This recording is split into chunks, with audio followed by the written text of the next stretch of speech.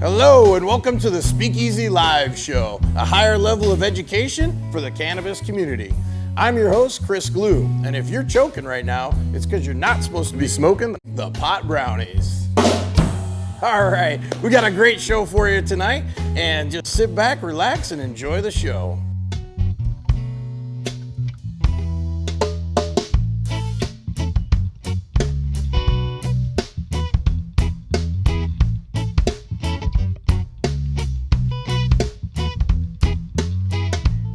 And we're back here at the Speakeasy Live Show, joined by my co-host, Medicinal Mike. In the house. Right, here we are here. So, you know what, we started off talking a little bit about pot brownies. So, you know, edibles and concentrates and all these things seem to be a real hot topic here in California right now. And why is that, Chris? You know, the reality is that everybody is envisioning this future in November where we're going to have recreational marijuana laws hopefully passed here in the state.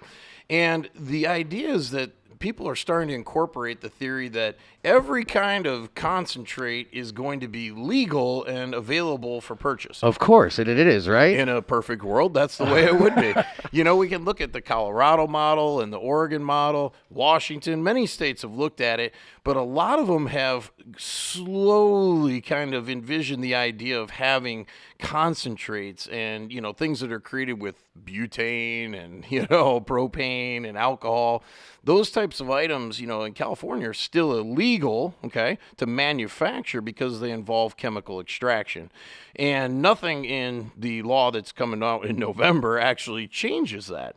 But hopefully there'll be some regulatory language under AB 266 that will allow a lot of those products to become available to the general medicinal community and recreational community. So what does that mean? That the products, THC and CBD counts are going to be regulated in some way? Well, definitely. You know, that's a long-term, you know, application for the marijuana community is that everything's going to be labeled. They're going to have the THC levels listed. You know, everything's going to be indicated on the packaging. But what I'm talking about more specifically is items that are, you know, created through extraction, butane extraction, CO2 extraction, those types of items. But it's not to be confused with certain edibles that are not created that way. Right, I've never blown up a kitchen creating Making a brownie. pot brownies? Yeah, never once. Well, not yet. BHO, though, if you're out there and you decide, hey, I'm going to be a butane extractor because it looks cool and the laws have flexed or not, can get you hurt if you're not a professional. So please don't try it, no matter how cool you think it is, because even professionals blow up their kitchens. That's right. Yeah, it's dangerous, and you know, certainly it's given that industry a bad name because a lot of people have got involved in doing it, and there's been catastrophic results that unfortunately don't reflect people that are doing it the right way. How come they're not copying the successful states now? Like, everybody just do what Colorado does, and that should work because their business model is working. Well, let's not exactly use Colorado as the perfect representation. Seattle. Because the reality is that all the states where there's legal application of marijuana, whether it's recreational or medical, there is a big dispute over allowing chemically extracted, you know, items into the marketplace. I mean, there's a whole host of issues that go along with it, and not the least of which is the issue with blowing stuff up. Right. And also, too, if you're working with BHOs, I know a lot of the time the purge isn't done properly, and it could be very harmful to ingest it into your lungs because you're actually pulling chemical in there. Yeah, I mean, there's a whole multitude of issues, and, you know, the reality is it could be harmful to the consumer. It could be harmful to the people that are around the extraction facility. It can be harmful to the employees that are working with the equipment. Oh, like a business next door or That's something, right, any yeah. actions, and you blow up a church or a kid's school. You know, and the counter to that, too, is that a lot of people that actually know the industry and know how to do it the right way with closed loop extraction, it can be done very safely. There's a lot of products that are made through the same methodology that we consume every day in a very safe and regulated manner. Yeah, I've always done it with like PVC pipe and duct tape and yeah. He did not just admit that. That is not true. Allegedly. I'm a comic. Sometimes I make allegedly. jokes. There you go. Well, we've got a gentleman here, Cody from Cannameds, joining us in the house. Thanks for having me. Cody. Welcome to the show. Thanks for having me, guys. Pleasure to be here. Cannameds Delivery is a new delivery in San Diego. And tell us, how long have you guys been around now? We started about earlier this year. I pretty much started by running my original business, and then turning that into donating to patients who really needed the medicine. Then I kind of just took that and took it off and started the whole collective and went all in pretty much. And do you find it's different for a like in Los Angeles, I noticed there's so many collectives out here, right? There's geez. like hundreds, it seems like. On every corner. And in San Diego, it's much less. Does that affect the business in any way? No, I think it's actually better for the business because in San Diego, we're a lot more community-based. Are you nervous right now, Cody? Not saying, a little nervous. You look like you're just about to melt into your own chair right now. LA's, a lot more fast going. Too many pop faster brownies pace. down there. Way too many pop brownies in San Diego. It's too accessible in LA, for almost everybody. So are you having to be more cautious with your patients, or is it just everybody? It seems like in LA, everybody's a patient out here. Right. Where in San Diego, it's not so much. It's more conservative down there. Yes, it's very conservative. Of course we take caution, do all the proper, abide by all the laws and stuff, but we'll let Chris Glue be the judge of Oh, that, right, sir. yeah. but as far as the gray area, is it the millionaire concerned. job that everybody thinks it is? Like when you get to, I bought a co-op, or I'm running a co-op, however the proper terminology is, and now just nothing is a worry, everything falls in your lap, or? I would say the complete opposite, actually. It's very hard. There's a lot of overhead, especially for a nonprofit. To do that, it's just very, very difficult. So the bottom line is that it's a lot harder than people think it is, because everybody seems to think, that people that approach me always tell me, oh, well, I'm thinking about starting up a cannabis business. And, my only question is, how am I going to count all my money? I say, well, there's a few steps in between, Yeah. And the reality is that there's a very big misperception in the community that, pretty much everybody except business owners thinks that all cannabis-based businesses are successful and huge cash cows. And the reality is that I would say probably the vast majority of them struggle just to pay their bills. Yeah, it's mostly about the patients, and we try to take care of, the circle, the little community of patients that we got. It's not about the money, any nonprofit needs, money to keep running. Sure. But as far as it's about the patients and make sure they get their medicine and stuff like that. So it's all for philanthropic reasons. You're a true humanitarian. Love you. Love it. All right. Well, there you go. Well, Cannameds, what kind of products do you carry there? Do you have anything special that you wanted to talk about? Yeah, we got a lot of special flowers. We carry pretty much everything. Any way you want to medicate, we carry the 710 Speakeasy from you guys. All right. CBD living water. Well, that's not us, but yeah. Those are our sponsors. Do you feel that bus? Yeah. So, but you have Girl Scout cookies. You have all the great. Yeah, we got some 4 Girl Scout cookies that tested about 27%. Wow. Okay. Most of our flowers from 20-25%. So, how do people get a hold of you? We got our card. We're on Instagram, Facebook, Weed Maps, Cannameds 619. .com website. There you go. All right. Out. Well, thanks for coming in and joining us today on the Speakeasy Live Show. It was great having you. Definitely. Look Thank you forward for to having seeing me. you again. Go check out Cody with Cannameds down there in San Diego. Cannameds Collective. All right. We'll be right back with more Speakeasy Live Show. All right, welcome back to the Speakeasy Live Show. I'm here with Medicinal Mike, my co-host. of Hanging course. tough. And we're also joined by Juliano Prado and Kit Dale. These two are legends of the Jiu-Jitsu universe. Juliano Prado has been a black belt since we were all just a little infant child. And he is from Brazil, the beautiful country of Brazil, where the Olympics are being hosted this year. And Kit Dale is from Australia. He is actually one of the greatest competitors the sport has ever seen. World championships, you name it, he's got it under his belt. And, interestingly enough, he actually should have beat Keenan Cornelius in the brown belt match. I scored it a little differently than the judges, but, I'll let Kit tell us all about that. These two gentlemen represent a lifetime of jiu-jitsu experience. They've traveled the world, they've plied their trade, and they both have two of the greatest gyms in the jiu-jitsu universe. So welcome to the show, Juliano and Kit Dale. Thank you for joining us. Thank you for having me on. You know, a lot of the time we come on the show and we talk a lot about cannabis and how it affects people in sports, athletics. We've had NFL players on. We've talked to them about how it's impacting the NFL, the professional athletes. We've talked about the drug testing protocol, you know, whether it should be there, whether it shouldn't. You know, marijuana is a recreational drug, is a medicinal drug. And, you know, it's interesting because both of you represent the highest level of the sport of jiu-jitsu. And for those of you who don't know, jiu-jitsu is a wrestling martial art, and it is practiced by people that are at the top of their physical peak. They're, you know, elite level athletes. And the people that excel in it are only people that truly dedicate themselves to the profession or the trade and really excel physically, cardiovascularly, mentally. I mean, Kit, tell us, what does it take to be a world-class jiu-jitsu athlete? I think you said it all there. It takes a lot of dedication. You got to love the art because it's tough, you know, and you got to have a really good mind for competition because it's quite overwhelming. You might have to be obsessed with it. How long have you been doing jiu-jitsu, Juliano? I started when I was 17. Going on like 25 years. Wow.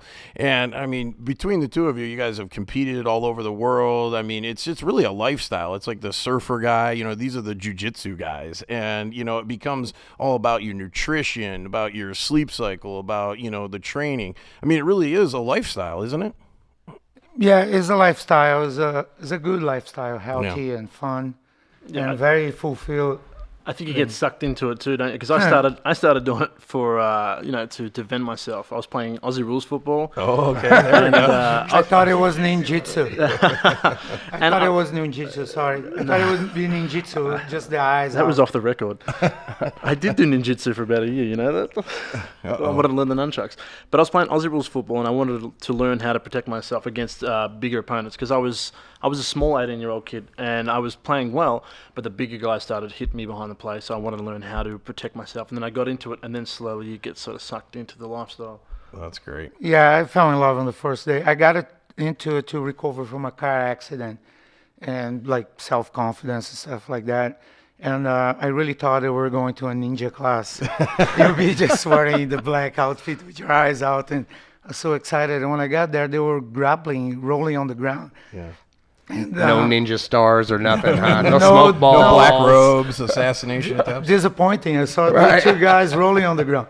But once I did the class, I was in love. I from the first day. That's great. Is this something that you have to be, is it too late for somebody at my age or to being out of shape? Do I have to be a teenager to get into this and start bending? Or is this something I can do at, 38 years old? I think it depends on what you want out of it. If you want to be like a top-level competitor, it's obviously a lot better to get into it at a younger age. So you're saying it's not impossible for me to become a top-level competitor, though? Well, I am. I'm saying that. It is. Nothing is impossible. And jiu-jitsu is very it's very, very forgiving on age. It's not like it is like a high-performance martial art, but it's not at that like next level. It's not like freestyle wrestling because there's a lot of gray areas you can sort of slow things down and relax in. But anybody can benefit from it. You can use it as a form of getting in shape or, release your stress. And it's a form of meditation because when you're rolling, sparring, you're not thinking of anything else. Well, your mind is present. Yeah. I'm trying to be an Aussie football player, and I feel like the big guys are picking on me. Big guys are easy to choke. That's ninja talk right there. There you go. Yeah, some people actually have mistaken Juliano for a ninja, so I don't know what he's talking about. But or for a monkey. Right. It's funny because we talk about jiu-jitsu as being a lifestyle, and part of that lifestyle is having a sense of humor. And you're probably not going to meet a guy in the jiu-jitsu world that is funnier than Kit Dale. If you don't believe me, go check out his Instagram. Go check out his YouTube. Go check out his website. This guy puts out some of the most hilarious videos you will ever view. He's got spoofs on everything under the sun. And I got to ask, whatever got you started on that idea? I don't know. Like, to be honest, I think we started it. I got a big family back at home, and we call it taking the piss, is when you bag one another. So I grew up with like cousins always teasing me. I would turn up to a family do, and I was going bald when I was about 21. And you'd have my cousin would pop up and see me there and be going, how you going, thinners and stuff like that. So you got tough skin. You're always looking at trying to be a little bit quick, like more Quick-witted, wittier. Yeah. So then I sort of used that with the jiu-jitsu. I thought, well, jiu-jitsu is fun by itself, but if you add a little bit of comedy to it, then it gets a lot bigger reach. So I started just trying to find the funny things out of everything. That's great. And the truth is, half the time when I watch your videos, I can't tell what I'm getting. Am I going to get the comedy or the serious routine about how to really do jiu-jitsu? Yeah, I confuse a few people because you get that, like, a lot of people watch my stuff and then they'll be like, oh, where's the funny parts? Because I was serious. And then I'm serious, or then I'm trying to be funny, and they're like, well, I was hoping to get educated. Yeah, you might want to not watch his video about working out with a door and think That's my those favorite. techniques actually work. Just a forewarning for those who go check out Kit Dale's YouTube site, and hopefully all of you do. Go ahead, Mike. Sorry. Chris showed me he introduced me to your Instagram, and he's like, you want to see one of the top jiu-jitsu athletes in the world, and it was a bee. It was like a bee man, and he was like, hey, and I'm like, what the heck? It wasn't all that intimidating, was it? No. I mean, in real life, I feel safer that you're this close to me. He can dismantle very many people, so trust me. How he's a many dangerous fingers? man. How many fingers would it take? I mean, honestly, to destroy somebody, would you have to use just like He's people not say a I can do it ninja. with He's one not a finger, the death dim muck, the death touch. You're better off asking Juliano. I think he's destroyed more people with his fingers than I have. That's funny. Just with words. Just with words. There you go. So, let's talk just a little bit about cannabis and jiu-jitsu. I mean, cannabis certainly has a role. I mean, the first time I started doing jiu-jitsu, I walked into a gym, and I would say within the first 10 minutes, I looked around the room and I go, hey, I know every one of you guys, and it's not from jiu-jitsu. So, it seems like a lot of people in the jiu-jitsu world tend to have an affinity for cannabis. And, I've met people that just use it casually, to people that use it as a lifestyle choice, as a recreational thing, and other people that use it medicinally. What are your guys' views on that?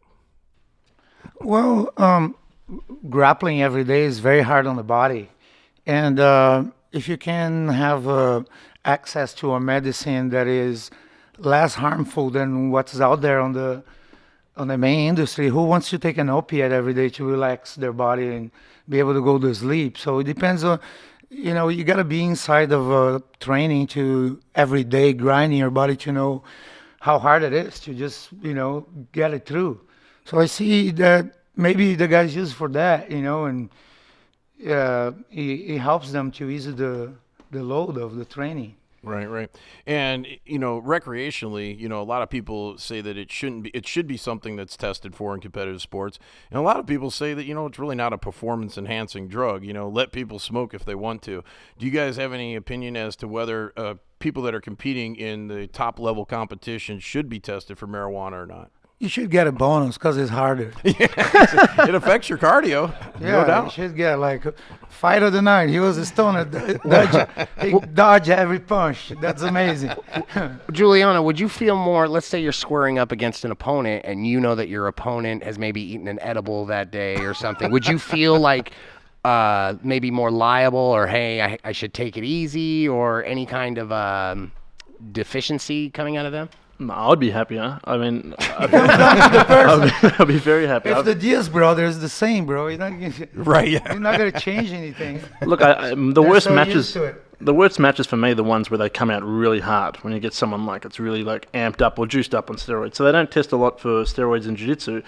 But to be honest, I've never seen a group of guys go out and get high and then go out and I want to start fights and stuff like that. I have heaps of energy, so I'd be happy to if they've eaten something before that. I mean, I'd offer them to eat something before that. Maybe give him another pop brownie. Send us to his dressing room. Just don't hurt me, okay? Here's another brownie. Is there a high rate of professional athletes that are having opiate problems, in jiu-jitsu and MMA, as it would Prescription right? opiates, Prescription, of course. Well, when you get a bad injury, you break your back or your knee or something, and you're in recovery, it's normal to get prescribed with Vicodin or what is the other? Oxycontin, there you go. Percocets. All of that, You're right? rolling off with them. But it don't come with a manual that say, hey, when you're out of this, you might get hooked on it. Right. Or don't mix with alcohol. It's going to be awesome. And, Yeah, exactly. Well, you know what, guys? I want to talk a little bit just about how people can contact you both, because Juliano has a gym here locally. It's Total MMA. He trains jiu-jitsu, boxing, Muay Thai, cardio, conditioning, basically anything under the sun. If you're an athlete or someone that's a couch potato and wants to become an athlete, this is the place to come check out. It's in Tustin. How does one find Total MMA? Is there a website or? Yeah, social media, Facebook, Total MMA, TotalMMAstudios.com. I mean, it's very easy. Run a search. Perfect, and that's a great place to train. And not to be last, but Kit Dale, this guy, you got to go check him out. Okay, listen, you want to laugh? Go check out Kit Dale on the internet. You have a gym in Australia too, right? No, not anymore. I used to have a gym, but then I went online. So if all my teachings, I do products online, and it's at kitdaletraining.com. And that's KITDALE training.com. And his YouTube, is that off your website? My YouTube, no, I don't think it's off my website. My YouTube is just Kit Dale. Same as my Facebook is Kit Dale, the page. Instagram is Kit_Dale_official. And Snapchat is Kit Dale, one word. Nice. And if you search for him, you're going to find all kinds of great jiu-jitsu videos, highlights of him fighting some of the top-level competitors in the world. Not to mention, you're going to find a ton of comedy. And last but not least, I wanted to mention, he's got a movie coming up. Can you tell us real quick about the movie you're in? Yep, I'm starring in a movie called Iron Sky: The Coming Race that will be coming out in September next year. So keep a lookout for that. Want to give us a little teaser as to what the movie's about? Well, it's about a group of people living on the moon. The moon's not going to be able to survive much longer, so they need to go to the center of the Earth to get this Vrilya, which is a liquid that can create any kind of life, and they want to load their ships with the rest of humanity and go to another solar system that can habitat. This sounds perfect for our listeners. This is great. I was thinking, how am I going to sell this? You consume, the better this movie's going to be. Thank you so much for joining us, gentlemen. This is Juliano Prado with Total MMA and Kit Dale promoting himself. Kit Dale. Check him out. Thanks for joining us on the Speakeasy Live Show. We'll be right back. Thank you, gentlemen. Thank you. Everybody, welcome back to the Speakeasy Live Show. The #1 cannabis attorney in the world on the universe, Christopher Glue. Here That's on his my opinion. left. That's my his opinion, and it's good as gold. I'm Medicinal Mike, and we are sitting up here with the man, the myth, the creator of Society Magazine, Steve. How you doing today, brother? Welcome to the show. Yeah. Happy to have you. You guys, thanks so much for having me. Thanks, guys. Yeah, so honored to be here. Thank you for coming. This magazine rocks, dude. I went through the whole thing. I gave it a 5-star, 2 thumbs up. I love that butt on the middle right there. And can you tell me, what did you do to make this so awesome? Well, we were growing up in Orange County, me and my partner, he was the editor of Surfing Magazine, and we were just bored to tears with just opening a magazine and just seeing boring stuff. We wanted to kind of put together a magazine that encompasses everything that we all are in a society. I mean, we interview homeless, we help homeless, we do interview skateboarding, surfing. I mean, there's nothing we won't touch. The mantra on this thing is past, present, future, everything Orange County. I mean, we go back to the 1800s and stuff and talk about everything that's Orange County. That makes us, I think, quite a bit different. Yeah, I'd say so. That's pretty broad and encompassing all aspects of society. Absolutely, absolutely. Yeah. And we've had a pretty good response so far. I mean, we just made it to a year. Yeah. They say that's a death zone for a magazine. A year is a death zone. If you make it past a year, You could celebrate. we're strong. Yeah, we're celebrating. Well, you got a great magazine. There's reason to celebrate. I mean, the artwork is great. The articles are great. It's very content driven too. A lot of the magazines you see coming out today that are trying to attempt to, integrate with our community tend to be all ads, and you get it. Great cover, all ads, but you're very content driven. Like there's actual stories and beautiful pictures and, event coverage. And it seems like you've got everything in there. Well, what we do, is what we've kind of noticed is if you notice even the cover, we do oversized pictures. Oh, this thing is jammed with oversized, and we pay real careful, attention to the quality of the photos. And when we do stories, we made up our minds when we want to do this magazine. We wanted to do it like we're sitting here talking. I'm telling you something, so you don't get deluged with 5 pages of annoying editorial. So it's got a beginning, a middle, and an end, and it's real pithy and it's short. And you turn the page, and you're in MA. You're talking about MMA. Timbo Slice. There it is. The next page, you're going to be talking about God only knows what. I mean, you got a famous karate expert here in David. That's Brock. right. Then you go into skateboarding. Absolutely. I mean, it's just, and it's awesome because it's all the things I like. Well, you grew, we're living in a society here, Right. And some people miss that, and, Right. and people have. It seems like people have such short attention spans nowadays that, I mean, I wanted to be all over the place like I really am in real life. Right. And that's kind of what we did. And people kind of laughed in the beginning, and people are taking this a little more serious now. There's nothing to laugh about. I mean, this is a legit magazine. I mean, this is what it's all about. This represents Orange County society, and a lot of people are afraid to tackle all aspects of it. Like you said, we're out interviewing the homeless people. We're talking about the real issues in Orange County society. We really care. I mean, Yeah. I don't just put something together that I don't believe in. Everything I put in there, I truly care about. Yeah. If we can help anything in anybody, we do. Yeah, and it's too easy to just go out and take pictures of surfers on the beach because, that looks good. Well, but look at that. I mean, look what you got here. You got a bald eagle. You got a girl. She got an arm. a girl being You guys arrested. are one step away submission from by reading this armbar. live on the air. I was waiting for that. see? That was You page see? by page for the I audience. can't help it. It's just this magazine sucks you in, and that's what it's supposed The to do. photography, again, is just so captivating. Who's your photographer?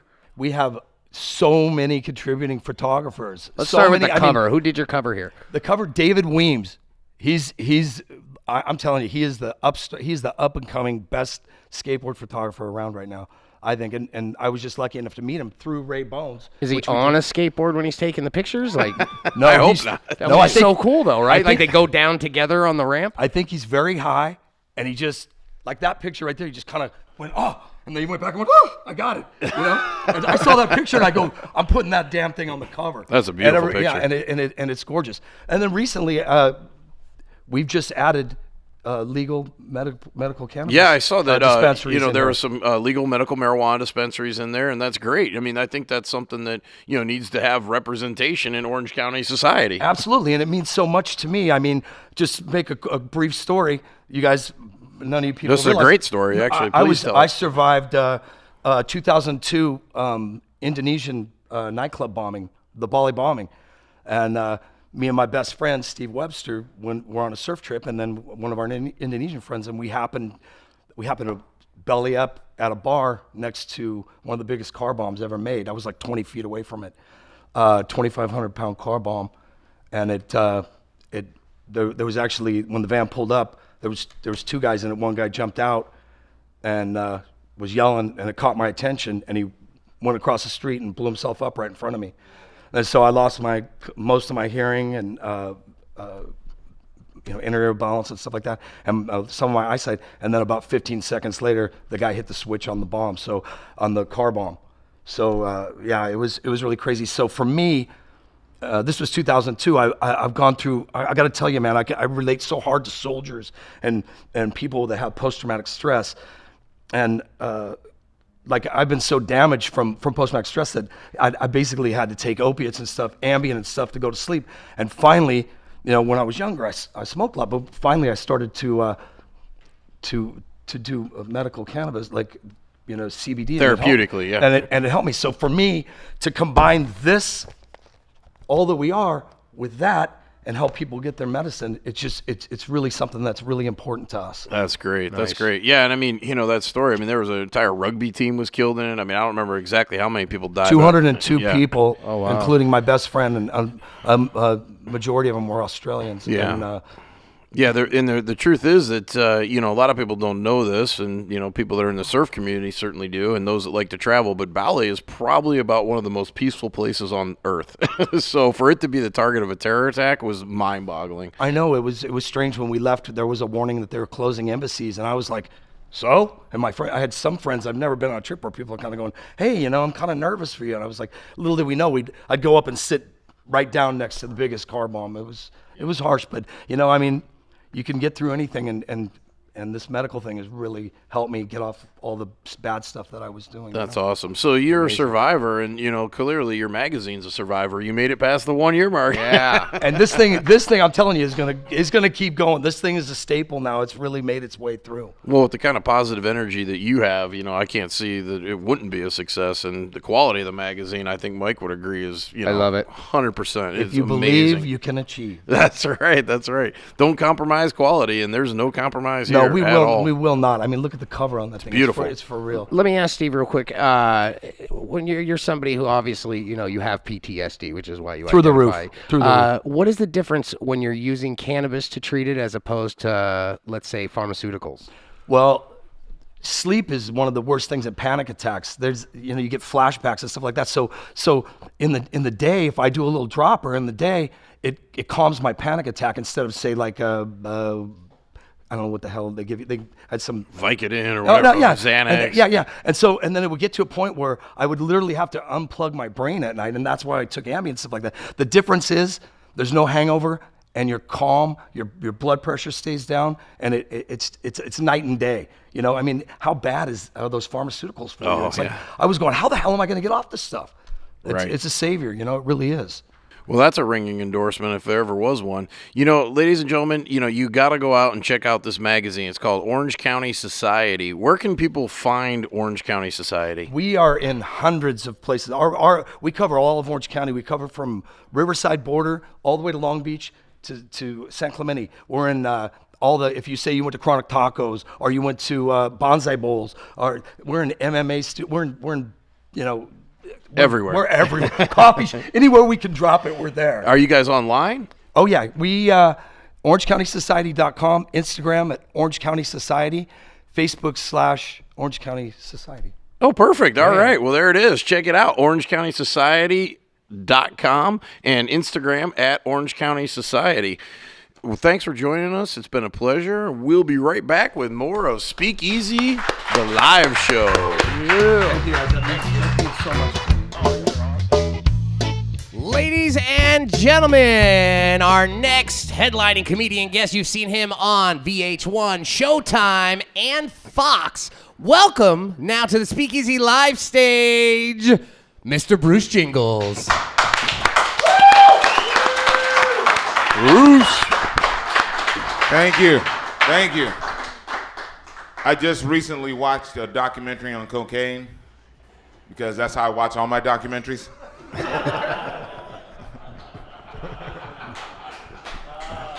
I'm pretty sure you guys have heard of a vape pen, a medicinal vape pen. I was just recently on tour in Washington, D.C., and I was at a hotel, and I had a Lyft driver pick me up. So I'm smoking my vape pen, and my Lyft driver says, "Hey, what's that?" And I go, "Oh, it's my medicinal vape pen." He goes, "Hey, can I take a hit?"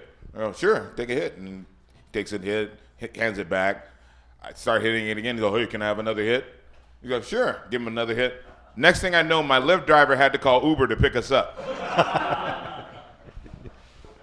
I love being a weed smoker. I've been smoking weed for a lot of years, since high school, and weed's getting a bad rap. I don't mean a blunt rap. I mean people talk smack about it. Marijuana affects the memory, which is BS. I never forget to smoke.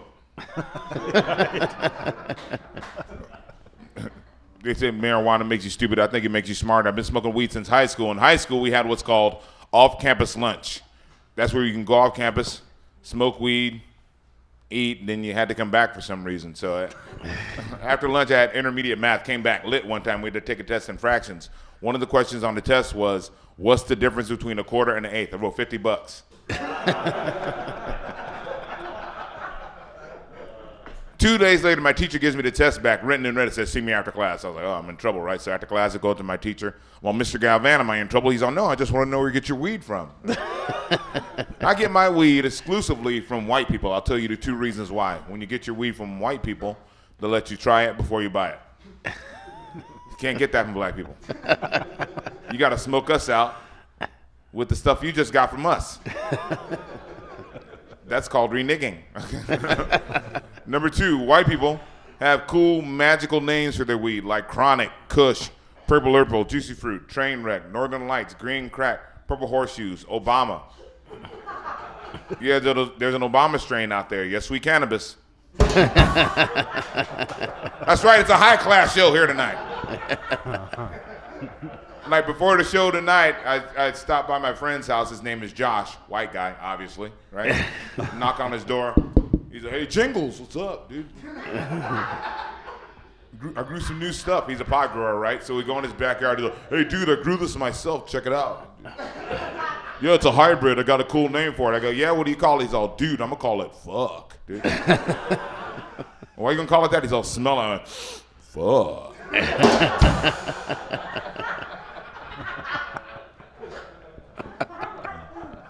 And don't let people tell you that smoking weed is bad. The only people that don't want you to smoke weed are pharmaceutical companies, alcohol companies, tobacco companies. Why? Because they can't make money off you smoking weed, right?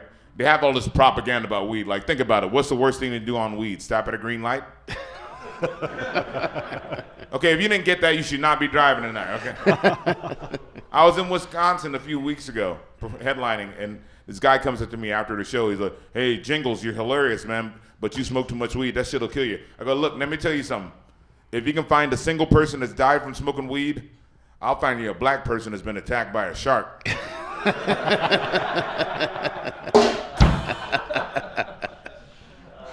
Weed brings people together. You could be racist, I'll smoke out with you. Like a couple of months ago, I was performing in Lancaster, California.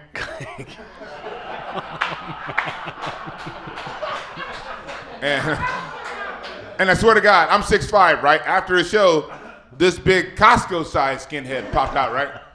I say Costco-sized. Why? He had a swastika that said Kirkland. I was like, what the fuck is that? And he had a joint, and he looked at me and said, hey, dude, you're funny, but you know I don't like black people, right? I took the joint and went, yeah, they could be a problem sometimes. And I made sure the end of the joint was wet, too. Yes, this show's racist. I want to leave you guys, you young people that are watching this show, you young men especially that are at clubs, all in bars, hitting on every woman out there. In the time of the transgender, be careful. Telling you, check the neck. Check the neck, I'm telling you. Because where there's an apple, there's always a banana. I'm Bruce Jingles. Thanks a lot. Ladies and gentlemen, welcome back. Speakeasy Live with Christopher Glue and myself, Medicinal Mike. And we are here with the very, very funny, you just saw him kill the Speakeasy Live studios, Mr. Bruce Jingles. Thank you. Yeah. All right. Yeah, it was sold out. Yeah, right? I could have done this shit from my house.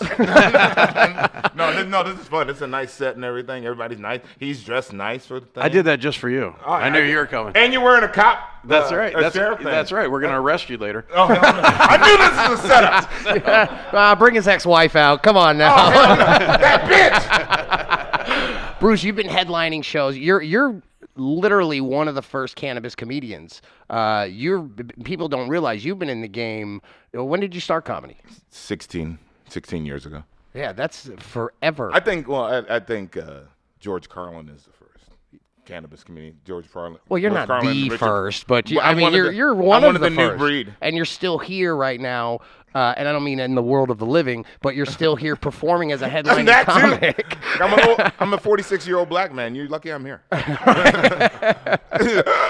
There's not a lot of like stoner comedians anymore because they all do the same shit. A little cliche. It's the drug testing for the comedy stage has become a problem. It's like, yeah. We heard it before. All right, give it up if you like weed, right? And they go up and they're I'm sure you've seen this. That's my first 10 minutes right there. and they go up and they forget their shit. Yeah, that's funny. That's the only thing that's funny about them. Though. Well, you're an international traveling comic. So you've been out of the country. Where have you gone That would so qualify far? as international. I'm breaking it down. I feel like Jerome on Martin. I'm an international player. I've been to Germany, Iraq, Kosovo, London. I'm going to Dubai in November. All right, hold on. So you're telling me you went and did pot comedy in Iraq? Iraq. Yeah, for the military. Oh, okay, all right. Let's just clarify that because something tells me you wouldn't have made it back. Oh if yeah, that was your ISIS. Baghdad. No, All right. ISIS loves me, dude. We hate America. We love Bruce. Bring him. They're just gonna That is bomb. my nigger right there. Okay, there it is. He can say it. I we dropped can't. it. Yeah, I dropped I'm not it. touching that one at all. As dark as I am, I can say it. If you have like a light complected like Negro, one of those butterscotch Negroes, then you're like, no. It's taboo. But you have Amistad like me. It's like, okay. Right. No, but I love traveling overseas. What's your favorite? Let's say your favorite comedy show that you've ever done in the 16 years you've been doing comedy. I mean, you've been I on think with the Showtime, VH1, Fox, everywhere. I think the Showtime specials was the funnest because when we recorded it, there was like 5,000 people there.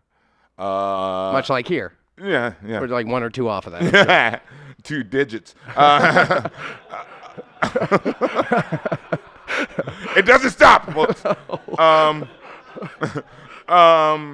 I think the first time I did Iraq, it was like, in front of 5,000 military, U.S. military, and they're dying for it. So you can literally fart on stage in Iraq and you get an applause break.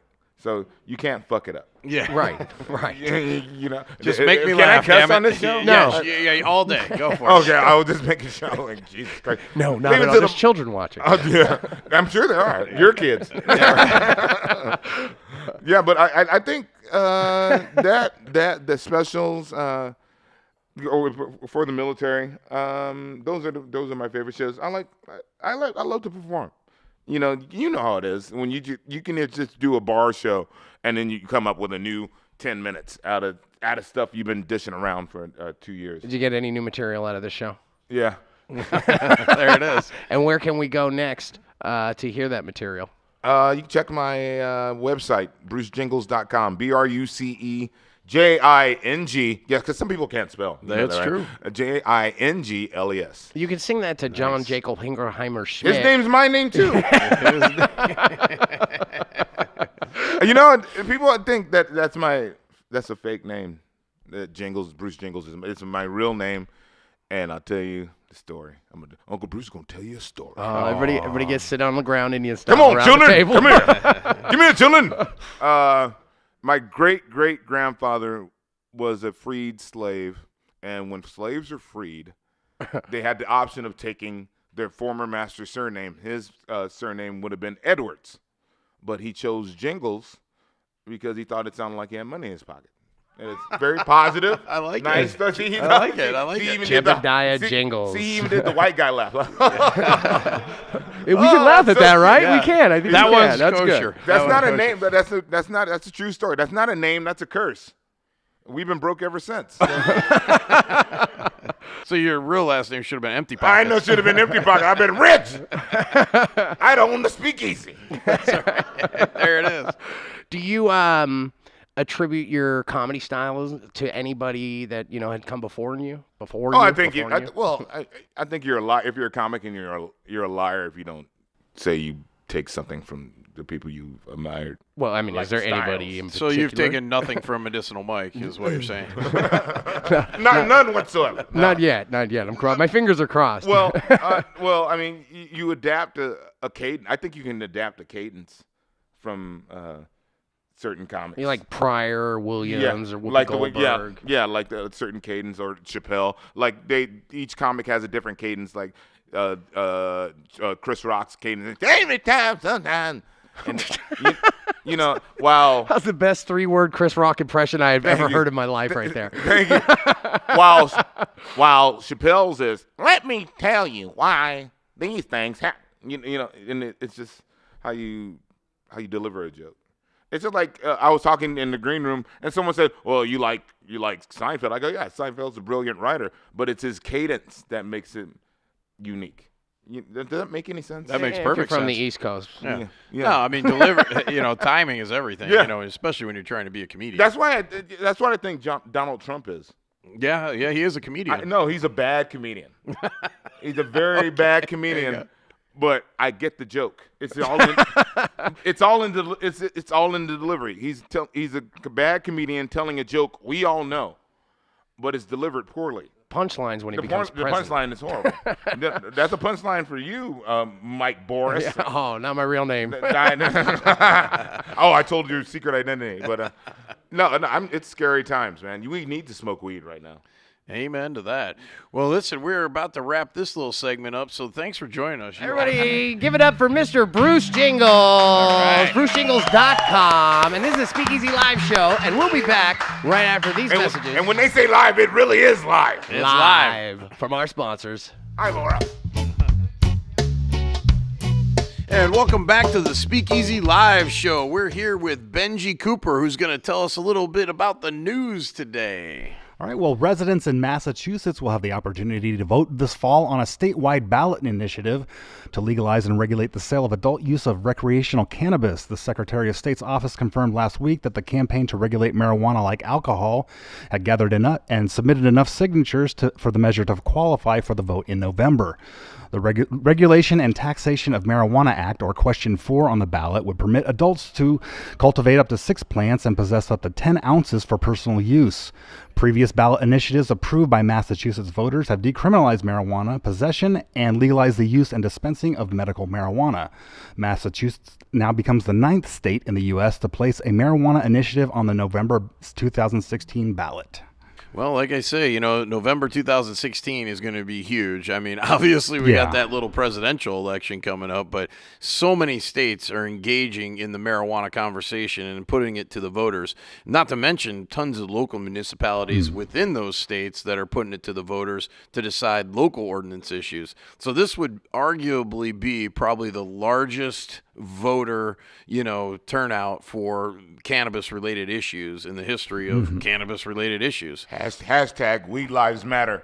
Yeah, there you go. Weed Lives Matter. Yes, sir. How many states do we feel like are about to flip over to some sort of a pro-cannabis platform? Well, that's funny. It's a good question because, a lot of these elections are not a given. It's not guaranteed that they're going to go one way or the other. Everybody assumes just because these initiatives are on the ballot that they're going to pass. And we've seen a few go down recently where it didn't pass. So we got to take it into consideration that, the momentum is there. But, a lot of these initiatives aren't really set up the right way for the average marijuana consumer to really rally behind. So go ahead. But do you think because of the presidential election, because of all the turmoil and BS that's going on with that, it's overshadowing the weed initiative? Absolutely. I mean, when you have probably the most interesting election, I guess would be the most diplomatic way to put it. Scariest election in probably the history of the United States. You have two candidates that, are going to, their platforms alone are going to overshadow the importance of marijuana. And quite frankly, they should. Marijuana is important, but, who's the leader of the largest country in the world is marginally more important. Well, I think they both need to smoke weed. There you go. Maybe they do. And Obama, and the first day after he gets out, Obama's going to take a hit. Oh, yeah. What makes you think Donald Trump isn't smoking marijuana? He's too much of an asshole. And what else you got in the news there, Benji? All right. Well, before we go forward, we don't endorse any particular political views, and we don't support any particular candidates, even though our friend here clearly does. Just slandering them. All you got to do is just get out there and vote. And just remember, if you're watching this show, you are pro-marijuana. Just remember that the important thing, the weed initiatives that are out there, that California can finally get legalized marijuana, and they don't have to go through the BS of I'm sorry to sound. You don't have to go through the BS of getting a medical rec. There you go. Yeah, and you like the rest of the states, like Oregon and Washington, where you can just walk in, and it's like a liquor store. It's like going to Liquor Barn, and you got to pick that, and you go, and you leave, and you put your car, you regulate it like alcohol, you put your weed in your trunk, and you go home. There you go. And you just do it. You like an adult. What else you got in the news, Benji? What's the next one? All right.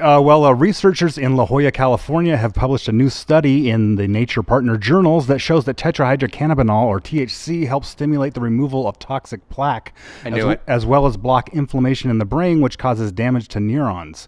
Toxic plaque is a substance commonly found in the brains of people with Alzheimer's disease. This plaque blocks neural pathways and kills brain cells. Senior researcher at the Salk Institute Institute for Biological Studies, David Schubert, says that it is reasonable to conclude that there is a therapeutic potential for cannabinoids in the treatment of Alzheimer's disease. I'm absolutely convinced that marijuana has real medical use. Findings in the group's research coincide with a group of studies from 2014 and 2016 that found that THC had a positive effect in treating dementia and decreased symptoms of agitation, irritability, apathy, and sleep in patients with Alzheimer's disease. Is this now an actual doctor law? I don't know what you call that, Chris. A doctor law? What's a doctor law? Is it a doctor law now? Like I'm not following you here, buddy. Well, if you go down, Clearly, you weren't involved in the research on this, were you? Can they? No, We not made at all. it a doctor law. I actually live next to the research What does center. that even mean? I'm not What sure. that means is if I go now into and I have maybe symptoms of Alzheimer's disease, can they Clearly, legally that's happening right subscribe now. cannabis to me as a medication on a prescription No. form? Because now it's thank you. proven. You know what? He might be a better lawyer than me too, because he answered that quicker. Yeah, no. Well, none of it can be prescribed just yet. Yeah. It can only be recommended. It is not a doctor law. Not a doctor law just yet, but I saw that on Schoolhouse Rock. He signed you, Bill. Now you're a doctor law. Oh, yeah.